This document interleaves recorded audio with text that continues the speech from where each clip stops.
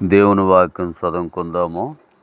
1 కొరింథీయులకు రాసిన పత్రిక 2వ అధ్యాయము 9వ వచనం 10వ వచనం.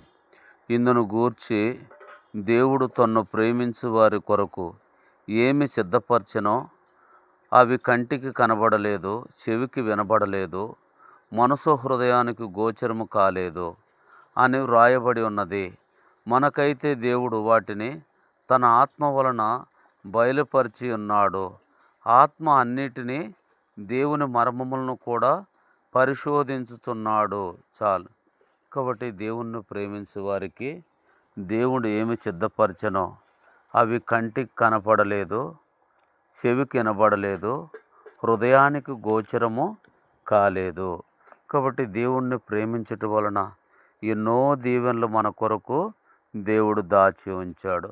చూడండి, రోమా పత్రిక 8వ అధ్యాయము 28వ వచనంలో మనం గమనించినట్లయితే, దేవుణ్ణి ప్రేమించే వారికి అనగా ఆయన సంకల్పం చొప్పున పిలువబడిన వారికి మేలు కలుగుటకై సమస్తము సమకూడి జరుగుతున్నవని ఎరుగుదుము. చాలు.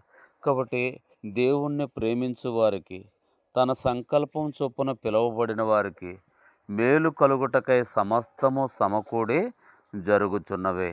చూసినట్లయితే యెషయా గ్రంథములో 45వ అధ్యాయము 3వ వచనము, పేరు పెట్టి నిన్ను పిలిచిన ఇశ్రాయేలు దేవుడైన యెహోవాను నేనే అని నీవు తెలుసుకొనున్నట్లు రహస్య స్థలముల్లో ఉంచబడిన నిధులను, రహస్య స్థలముల్లో ఉంచబడిన మరుగైన ధనమును నీకిచ్చేదను. చాలు.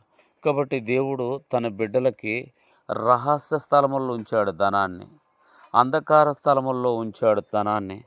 అది మనకి ఇవ్వాలని దేవుడు ఇష్టపడి మనల్ని రక్షిస్తూ వచ్చాడు. కనుక మనం ప్రార్థన చేసినట్లయితే ఈ ఆశీర్వాదాలన్నీ మనము సంపాదించుకుంటాం.